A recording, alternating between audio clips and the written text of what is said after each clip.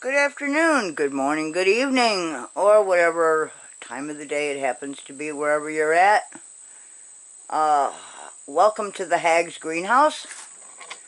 And right here before you, you see what is another Amaryllis.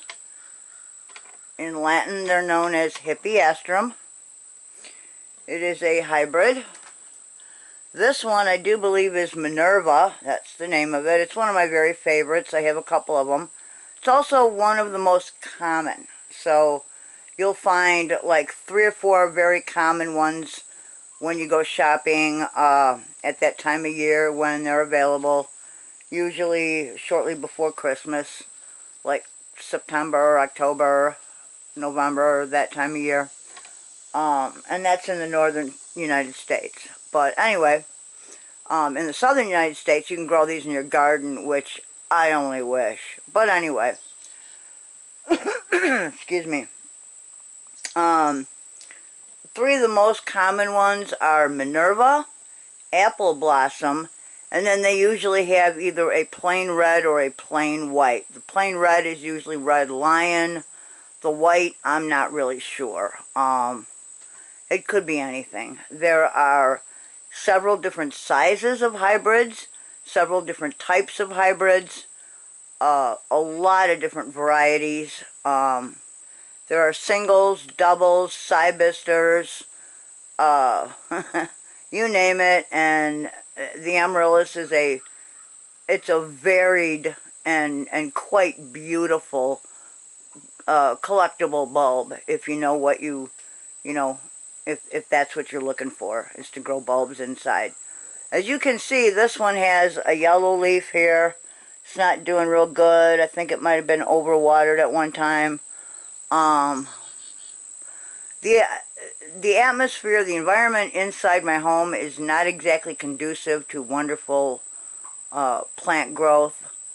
My east window is about the best light I have, and the problem with that is that right across the room from it is the west-facing window, which is too shaded with trees, but also contains the air conditioning unit and a heating unit. So if it's not blowing cold air, it's blowing warm air. So you see my dilemma. Right across the room are all my plants. So it's not exactly conducive to maintaining a steady temperature. So I have some issues going on. But once I get them out into the greenhouse, they start to look a lot better. They start to actually put on new growth. They like the humidity. That's another thing I have problems with in the house is the air is very dry. So trying to get humidity to stay in there is like, you know, pulling teeth. So that's kind of not happening. Yeah, I could mist them with a spray bottle, but that lasts about 5 seconds, and all it does in summer is put cold water on the leaves, which really isn't a good thing. And in winter, you know, I don't know. It's just, yeah. In winter, they want to rest, so, the Hippeastrum can be forced so that you can bloom at any time of the year if you're container growing. I don't. I let them revert back. Once they have bloomed, once I've bought them, like in winter, you know, close to Christmas, and I have allowed them to bloom through Christmas, I just let them revert back to their normal growing and blooming period, which is, their schedule is, they bloom in spring, usually, like late spring, early summer.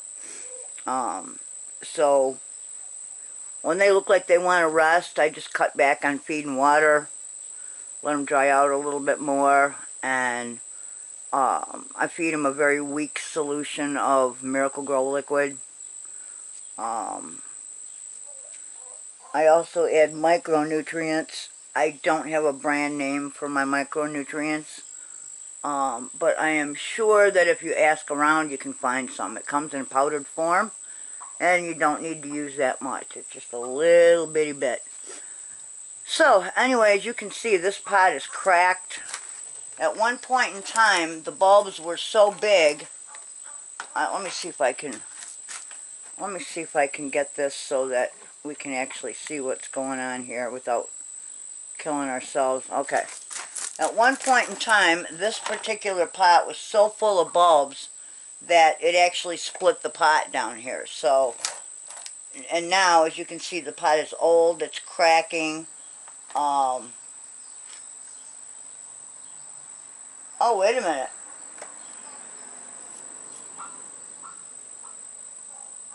This is actually a dark red. This is not Minerva. I'm sorry. It says on one side, Benfica with a question mark, red pearl, or red lion, dark red. So, this could be either or. There are many, many very dark reds. And those are just a few of them. So, we'll put that off to the side because we're going to need that. I put this little bamboo thing in here with some twisty ties to hold the leaves up so they weren't flopping around. I don't want them to break too badly. Some of them have, you know. And then I look down in this pot, and let's see if we can get a good look down in here. Let me see if I can get you guys a better look down inside this pot.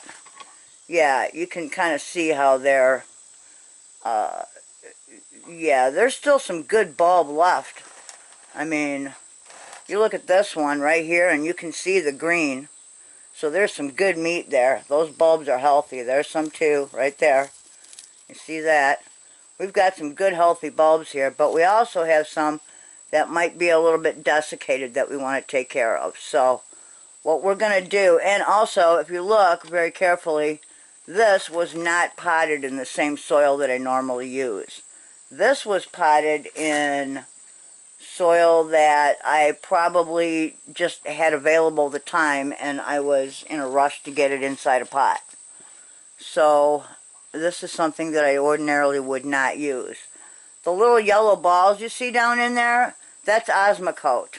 That is kind of a time-released fertilizer. A lot of people use it. It's pretty neat. It helps give you a little boost when, you know, you don't have time to, you know, when you forget to put it in your water, or, you know, you just don't have time to do a proper, you know, fertilizer on everything. Oh, wait a minute. There we go. Oh, man, coffee. Yes, yes, yes, yes, yes. Okay. So, we have had a little bit of coffee. That makes us feel better. Let me get my glasses on. And let's read a little bit more from some of our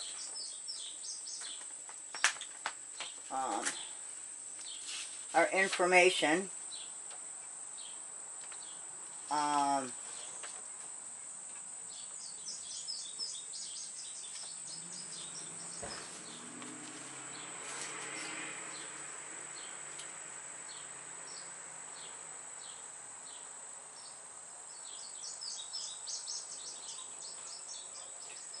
Okay.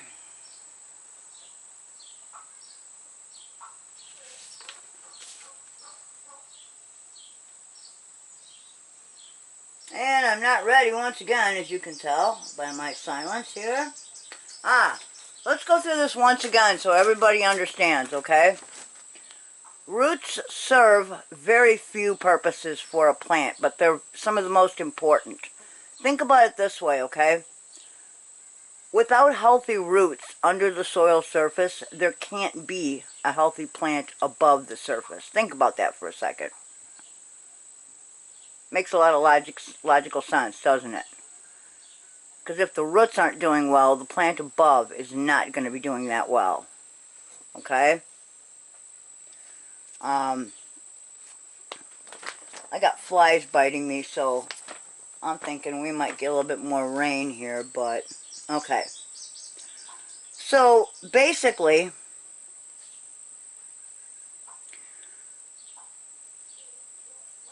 roots only need, you know, they only exist for a few, you know, they're only needed for a few things, and the medium fills only a few needs in container culture, okay? Among them are anchorage, A place for the roots to extend, securing the plant and preventing it from falling over or toppling. It needs nutrient retention. It must retain a nutrient supply in available form sufficient to sustain plant systems, okay? To make it grow, to make it healthy, to make it be able to uptake what it needs, nutrient-wise, okay? And it needs gas exchange, believe it or not. Every time you water, what you're doing is you're flushing out the gases that are created by decaying matter under the soil surface, and you're allowing fresh oxygen to flow through with the water that you're giving it, okay? And that's a necessity, okay? And those gases are a byproduct of decomp. That's just what they are, okay? So that those gases escape out the drainage hole at the bottom at the same time that, you know, you're pushing the water through, and your oxygen is coming, you know, coming in through the top with the water that you're adding, okay?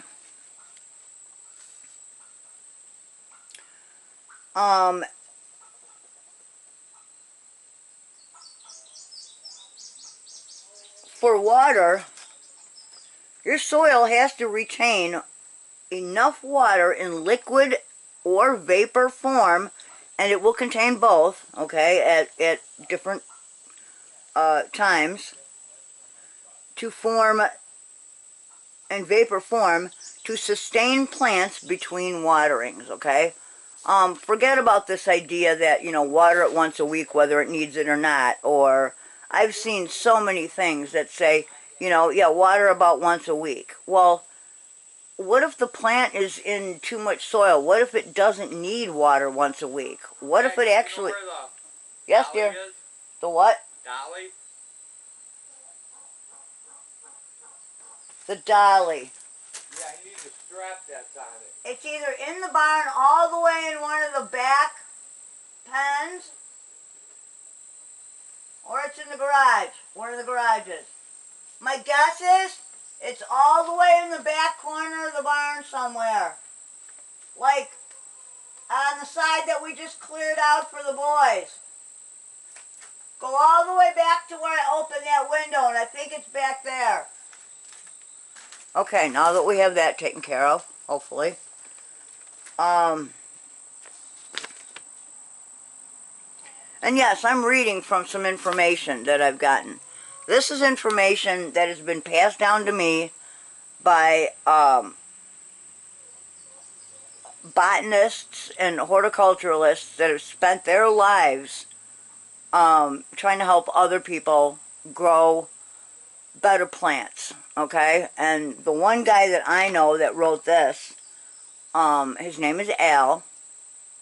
He has spent a good portion of his life growing bonsai that with his brother that I have, oh my god, I have not seen bonsai that looks like that. He actually has a tiny little jade plant growing in an acorn cap. And the thing has been alive in there for years. And I don't know how he does it, but it's awesome. All the way up to, and I'm going to have to go download some of his other articles, because he's got articles on root pruning, to keep your, if you, let's say you have like a, oh, I don't know, let's say you have a plant that you want to turn into a topiary or you know, a little tree, and you want to keep it in your home, but it just keeps getting too big. You can actually prune that. You can prune the roots and prune the top of the plant, and you can keep it any size you want, so you can maintain that, just like pruning roses, okay? So you don't have to give up your plants just because they get a little bit too big for your house. You can actually keep them the size you want. That'll be another thing we'll talk about later on. Right now, let's stick with the basics, okay? So, air in liquid and or vapor form, okay? Water. When we water the plants, it must retain water the soil, the medium, must retain water enough in liquid and or vapor form to sustain the plants between waterings. And air. It must contain a volume of air sufficient to ensure that root function, metabolism, and growth is not impaired. Okay? This is extremely important and the primary reason that heavy water retentive soils are so limiting.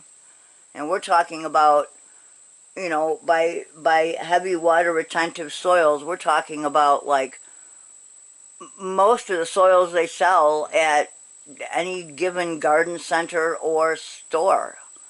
It doesn't matter what brand it has on it. If it's all made up of fine particles like silt and sand, you're not really going to be doing your plants any favors by sticking them in it. Okay? Because that type of a medium doesn't hold any air pockets. It doesn't allow for water to stay in vaporous form. It basically sucks in the water and holds it there, and your roots literally drowned trying to, you know, they're trying to grow, but they can't. So your plant may look kind of not that great on top of the soil, and that's because it's going through cycles, cycle after cycle, where it's trying to dry out enough, and basically some of the roots are drowning, and, you know, they can't grow toward the outside of the pot fast enough to save it, and so, you know, they just kind of, yeah, they give up the ghost, you know, and then you end up with a whole lot of dead roots. And I showed you guys the other day what that looks like. It's not pretty. It's not, certainly, you know, I have shown that I don't always practice what I preach, but I can admit that, you know, I have other things going on. Sometimes I just look at my plants and I go, yeah, okay, I'll do that later, and then I don't. But in order to have the types of plants that I want, and in order to make them flower again like I really want, this is what I have to do, okay? I've got to repot them once every 2 to 3 years in a medium that is porous enough, that has large enough of a particulate where it actually, you know, can retain air pockets to help with everything that we just discussed. Okay?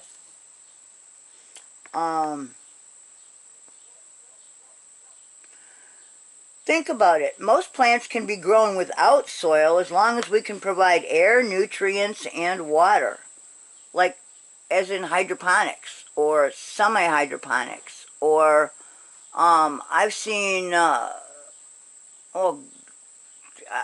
seen bulbs grow in, you know, or other more, I should say water-friendly plants grown in glass jars with glass marbles, you know, like the pothos, for instance. You can actually take a cutting of that and throw it in your fish tank, and it'll grow. Its roots will reach down, attach it to the gravel underneath, and your fish will like it too, because it gives them a good hiding spot to get away from the other fish in the tank. But now we're off subject.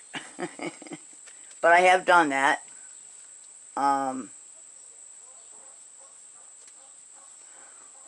The movement and retention of water is very, very important, okay? Especially in container gardening. This has nothing to do, what we're talking about here has nothing to do with growing in the garden, okay? Growing in the earth, or say a large raised bed, or, you know, a regular old tilled garden, is hell and gone from growing in a container, or a pot. You simply cannot duplicate Mother Nature within the confines of a pot. It can't be done. Some people say, oh yeah, you can. No, you literally cannot. The same mixture, necessary mixture of fungi and nematodes and biota and worms and other bugs and mice and moles and other things that aerate the soil and help to break down decaying matter into usable food for uptake by the roots. you cannot duplicate that within a pot. You just can't. So even though I am completely anti-chemical and we're organic, when it comes to container gardening, it's a whole different story.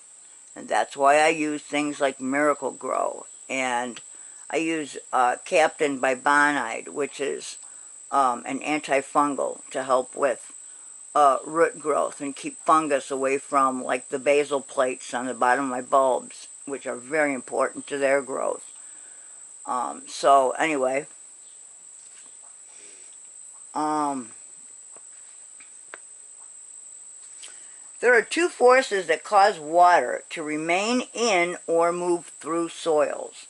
One is gravity, of course, and the other is capillary action, okay? Gravity needs a little explanation because all things are pulled toward the center of the earth by gravity. We know this, okay? We learned this when we're quite young, and we all should know this. For this, I would like to note, capillary is a function of the natural forces of adhesion and cohesion, okay? Adhesion is water's tendency to stick to solid objects like particles on the sides of the pot. It is the reason water can stick to the inside of your vertical shower door. Cohesion is the tendency for water to stick to itself. Cohesion is why we often find water in droplet form, because cohesion is at times stronger than adhesion. In other words, water's bond to itself can be stronger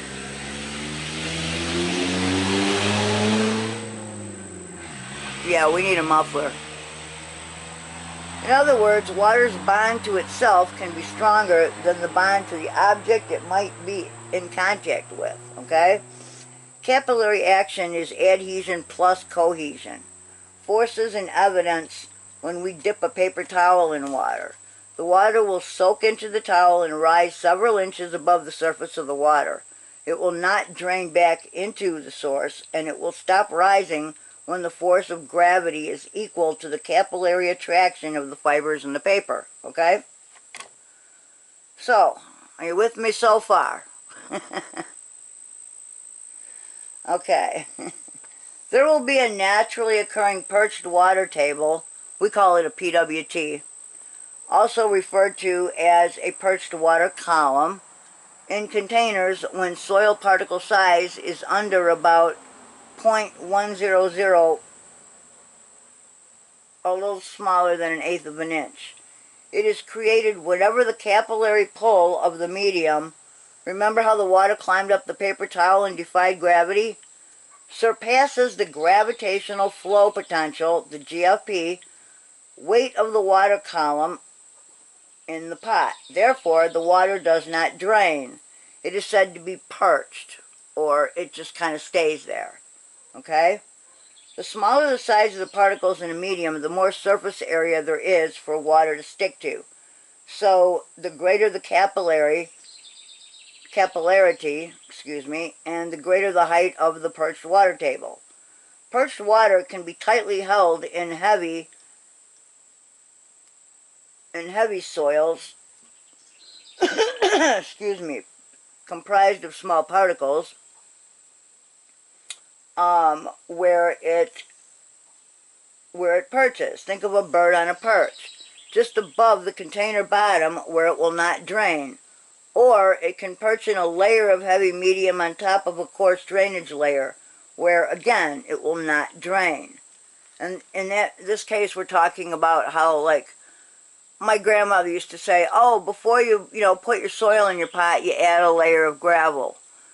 That turns out to be an old wives' tale. That's not correct. You don't want to do that.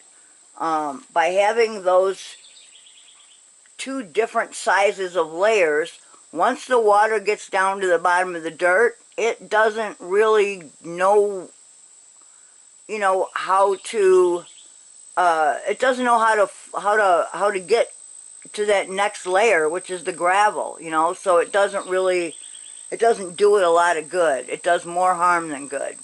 So you're best off putting a teeny little piece of screen over the drainage hole and using one layer from top to bottom of medium, the same medium, okay? And you guys have all seen the medium I use. Let me grab some and show you again.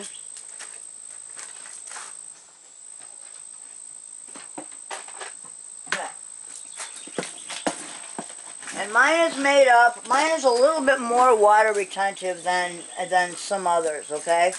But since the area inside my house is so dry, I kind of like to keep it, I like to add a little bit extra. Okay, and this is what it looks like. There are pine bark fines, akadama, coarse perlite, granite chips, and a handful or two of, oh, it's either compost or a decent potting soil. It all depends. Right now I think it's a decent potting soil I had a long time ago. It was a brand called Sunshine, and we used to get it in here by the bale. And it was pretty tightly packed, but it also contained very large pieces of, what do you call it, very, very large pieces of coarse perlite, and, it also had some large pieces of fir bark in it. Not a lot, but some. Okay? But that's pretty much what my soil looks like. It's very, very, oh, look at this. We've got to get away from this. See this? This is a big no-no right here. Let me show you this. Okay. Oh, yeah. Oh, yeah, look at this. Here, let's, okay. Yeah, look at that. See how we got some rain last night? You see that salsa right there? Overflowing with water? No good. That is horrible. That's bad, bad, bad, bad. Oh, yeah. Okay. No, that's got to be dumped. And right now, we're going to leave that outside of that so it can drain, okay? That has got to drain. That's a big no-no. Okay, let me check all my other ones over here and make sure nobody else got a big no-no. Nope, everybody else looks pretty good. That looks good. That looks good. That looks good. Okay, we're all good over here. This is, I kind of hung that, so that should be good. Oh, okay, there we go. Okay. Oh, this has a ton of water in it, I'll bet. We'll let that go down there and just kind of... Alright. So, what we're going to do, since we have this one leaf here... Well, first of all, let me get you guys back over here so we can see what we're doing. Okay. I don't want to tighten up some of these things. This camera has too many things that are loose. It's got too many levers on it for me, okay? Okay, what I want to do with this yellow leaf here, so I'm going to get rid of it, okay? I'm going to cut it off because what it's doing, actually, is it is taking away from the energy of the plant. It takes the plant energy to slough off things that are dying and that it can't use. So we're going to get rid of that. Throw that out in the garbage pile over there. Oh, I am sweating right on my glasses. And I'm going to tell you, I'm having a hard time seeing here. Hang on, man. Woo. Wow. It is a little warm out here. Oh, my goodness. Okay, now this is a Eucalyptus. That's a Eucalyptus right there, and the only reason I have it up against here is because I don't have any kind of, I'm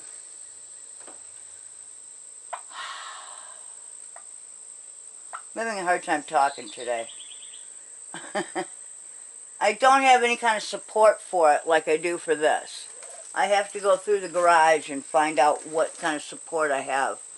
I should have some rings for peonies and for other tall perennials, and I can grab some of those and I can cut them any length I want and make them into, you know, they'll actually be rings that I can plant right in the soil, and they will, I can put all the leaves inside the ring and they will help hold them up, give them support. If they grew outside on their own, they wouldn't need support. But since I can't really grow them outside, I can't really stick them in the ground and dig them up every year. I just don't feel comfortable doing that. So I keep them in pots. So besides the Eucalyptus, which it needs fresh soil, but it may not need a new pot. The pot that it has is actually a good size for it. So we might just wash off the pot and give the Eucalyptus fresh soil. Okay?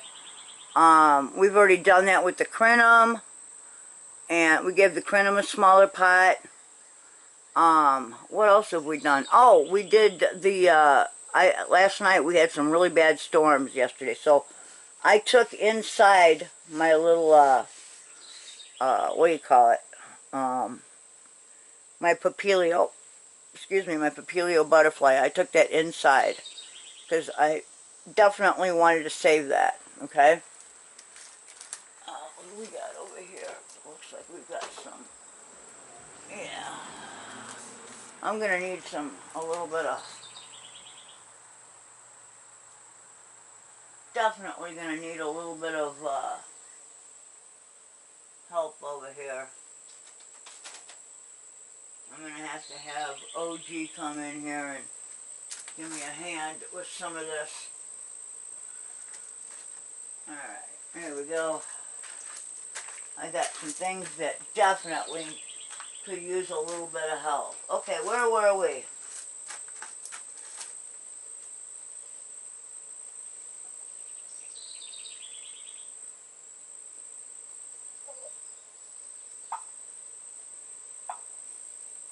Alright, we're gonna move on.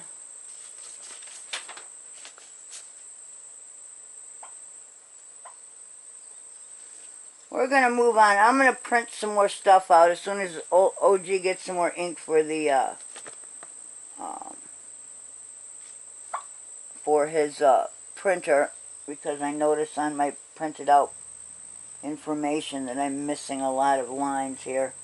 They are just in terrible condition.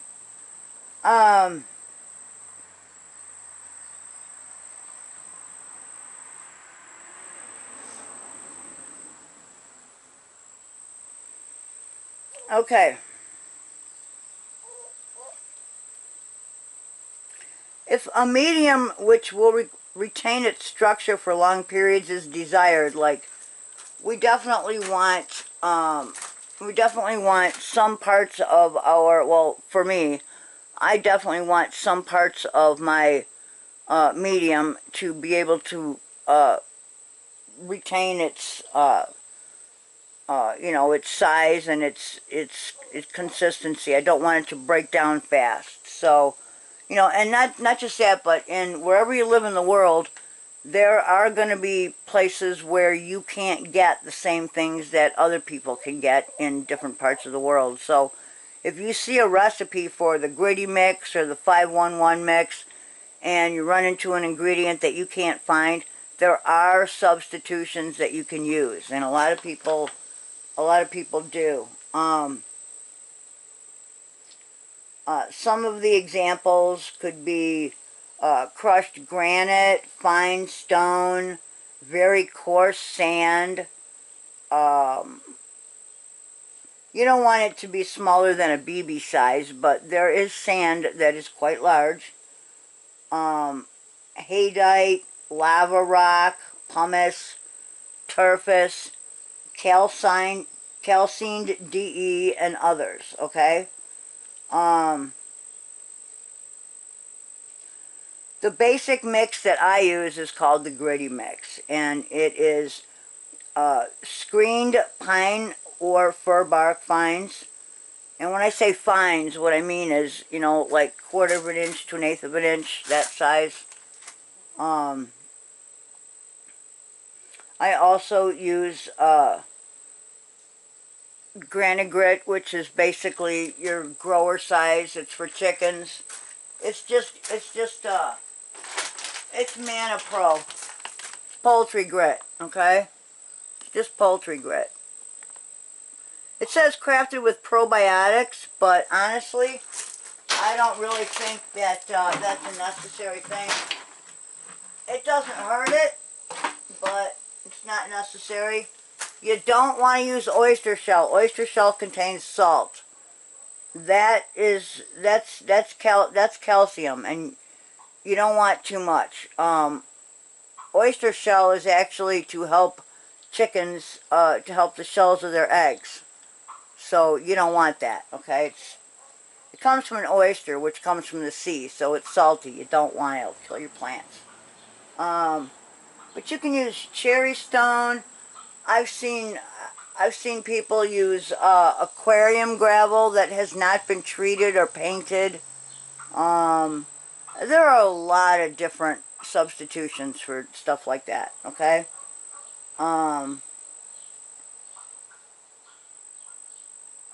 Now he uses a tablespoon of gypsum per gallon of medium. I don't. I suppose I probably should, but I simply don't have it, so I haven't used it. You want to screen the dust out. You want most of your particles to be about the same size. If you need a little bit more moisture retention, by all means, drop in a handful or two of a high quality potting mix. And by high quality, I mean, I don't mean Miracle Grow or Hyphenex or one of these other crappy products. And I'm sorry I said that, but you know what? They're crappy products. And I've used them, so I have experience with that. I don't care for them. Like I say, I at one point used a product called Sunshine, and it came in big bales, and they mostly sell it to like wholesalers, wholesale garden centers, and so we got a few bales of that in at one point in time, and I saved a little bit, and I add a couple handfuls to mine, and all that does is just give it a little bit more moisture retention, okay? So that with my dry air upstairs, I don't have to worry about it drying out too soon. Okay?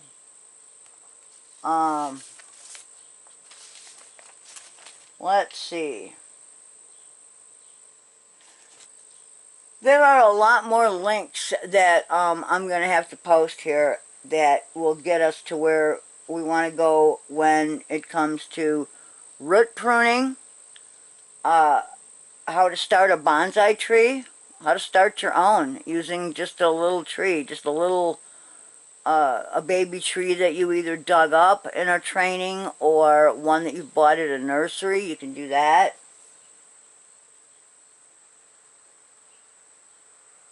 So, anyway, I'm going to put this away, take my glasses off. I don't need those for right now. I'm going to take a drink of coffee. Oh, my hair's coming out of my bun, and oh, I am just feeling yucky today, I gotta tell you folks. It is hot, it is humid, it is terrible. Now, what I'm going to do is, I am going to shorten the legs on this. Okay, so excuse me while I spin you. I'm going to spin you right round, right? Okay, there we go. Alright, what I really want to show you, wait a minute, let me get one more set going here. Okay, here, let's see here. Okay.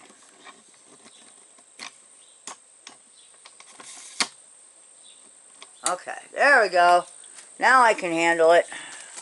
I wanted to show you what I got growing out here. Check this out.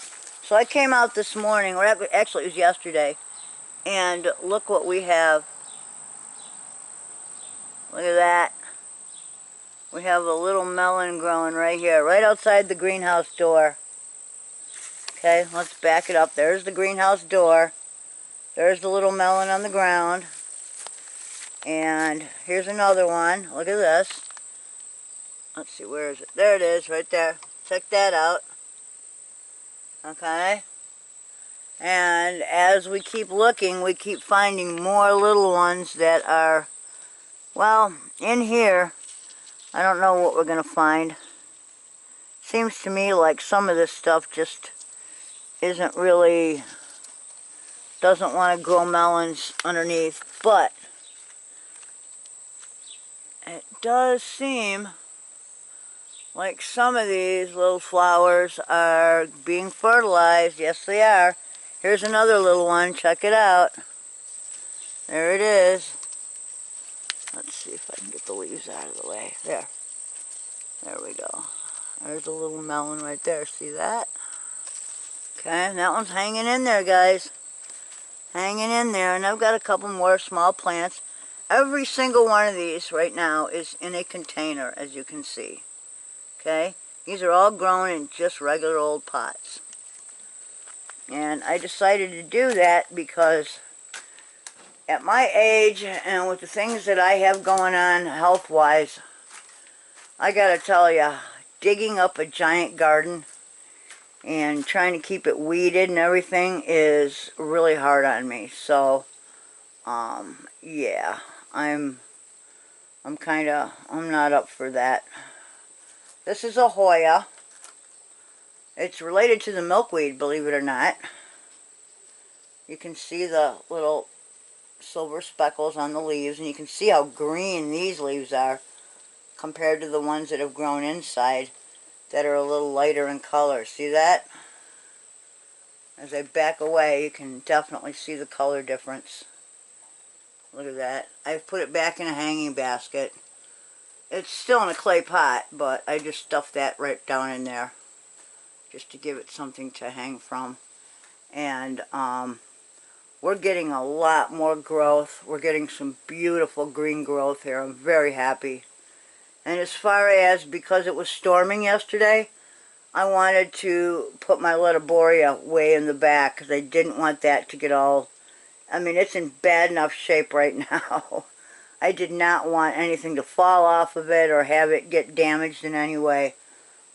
Pretty soon, we're going to dive in there and start pulling out the bulbs that are going to survive, and we're going to, I have to do some reading, and we are going to actually, we're going to tear this sucker apart, and we're going to make several very good pots of Letterboria out of it, okay?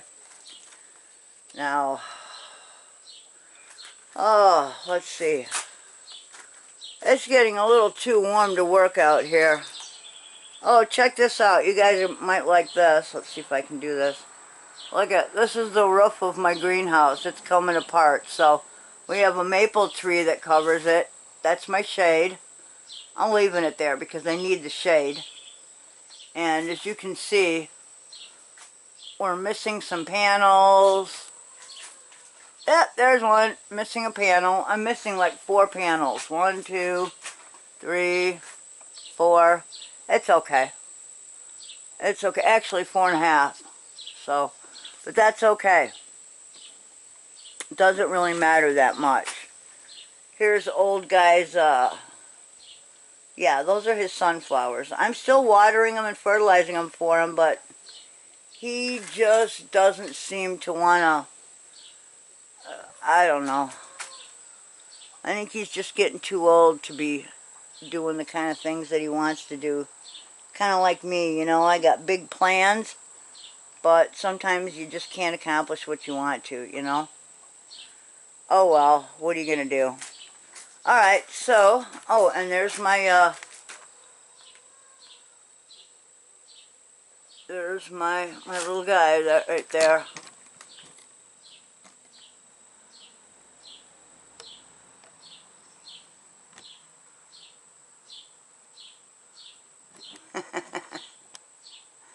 There's my gargoyle.